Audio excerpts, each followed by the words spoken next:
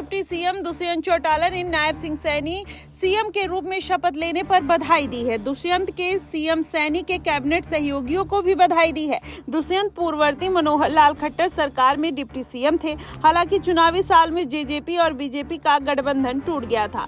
दुष्यंत चौटाला ने एक्स पर लिखा है कि माननीय श्री नायब सिंह सैनी को हरियाणा के मुख्यमंत्री पद की शपथ ग्रहण की हार्दिक शुभकामनाएं। मुझे पूरा भरोसा है कि आप प्रदेश में एक समान विकास और प्रगति बनाए रखेंगे और सभी वर्गों को साथ लेकर चलेंगे। उन्होंने आगे लिखा कि हरियाणा विधानसभा में मेरे साथी रहे अनिल विज और श्री महिपाल ठांडा जी और रणबीर सिंह गगवा जी को मंत्री पद की शपथ ग्रहण की हार्दिक शुभकामनाएं।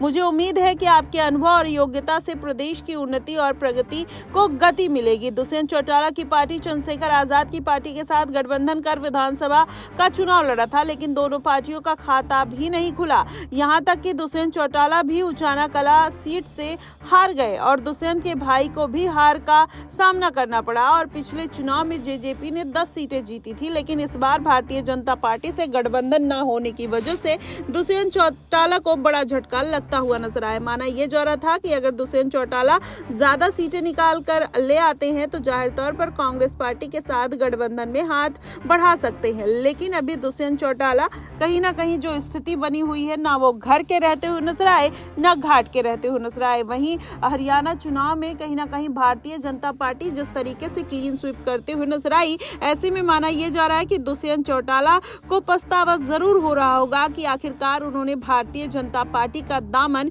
क्यों छोड़ दिया। और यही कारण है कि दुष्यंत चौटाला अब कहीं ना कहीं शुभकामनाओं के जरिए जिस तरीके से भारतीय जनता पार्टी के साथ नजदीकियां बढ़ाने की कोशिश कर रहे हैं, उसका कितना फायदा उनको मिलेगा ये तो आने वाले दिनों में देखने वाली बात होगी। लेकिन अगर देखा जाए हरियाणा के समीकरण को, तो नायब सिंह सैनी ने जिस तरीके से शपथ ग्रहण कर लिया और हरियाणा की जनता में कहीं ना कहीं अब हर्षोल्लास का माहौल देखने को मिल रहा है, क्योंकि जिस तरीके से नायब सिंह सैनी की सरकार बनी और कांग्रेस पार्टी को झटका लगा, वहीं सुप्रीम कोर्ट ने भी अपना रुख साफ कर दिया और कांग्रेस पार्टी को फटकार लगाई 20 सीटों पर री इलेक्शन कराने के लिए। अब ऐसे में माना जा रहा है कि जो समीकरण हरियाणा में बन रहे हैं वो भारतीय जनता पार्टी के हित में जाएंगे या फिर कांग्रेस पार्टी फिर से कोई बड़ा खेला करती हुई नजर आएगी। और रही बात दुष्यंत चौटाला की, तो क्या आने वाले दिनों में फिर से दुष्यंत चौटाला का जो रुख है वो भारतीय जनता पार्टी की तरफ जाने वाला है